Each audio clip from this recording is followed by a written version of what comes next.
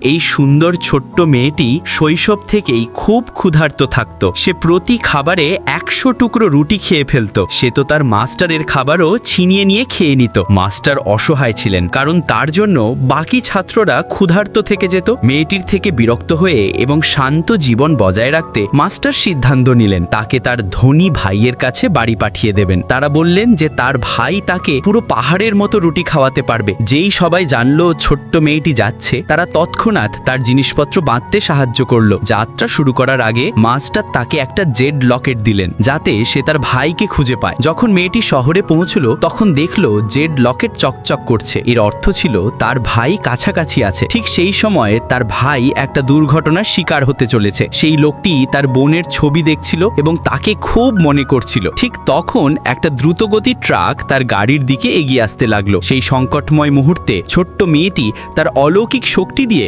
দুটো গাড়ি থামিয়ে দিল। ড্রাইভার অবাক হয়ে গেল যে তার সামনে হঠাৎ একটা ছোট্ট মেয়ে দাঁড়িয়ে আছে। তারপর মেয়েটি গাড়ির কাছে গেল এবং দরজা খুলল, কিন্তু দেখলো সেই লোকটি ভয়ে অজ্ঞান হয়ে গেছে। মেয়েটি তৎক্ষণাৎ একটা গুলি বের করলো এবং তার ভাইকে খাইয়ে দিল। সত্যি পরের মুহূর্তে সেই লোকটি সচেতন হয়ে উঠল। যেই সে গাড়ি থেকে নেমে কি হয়েছে দেখতে লাগলো, মেয়েটি তাকে জড়িয়ে ধরে ভাইয়া বলল, কিন্তু সেই লোকটি তাকে চিনতে পারল না এবং ভাবলো সে অন্য কাউকে তার ভাই ভেবে ফেলেছে। সহকারী দেখলো যে মেয়েটি তার সাথে অনেক মিলে যায়, তাই তার বিশ্বাস হলো যে সে সত্যিই তার বোন।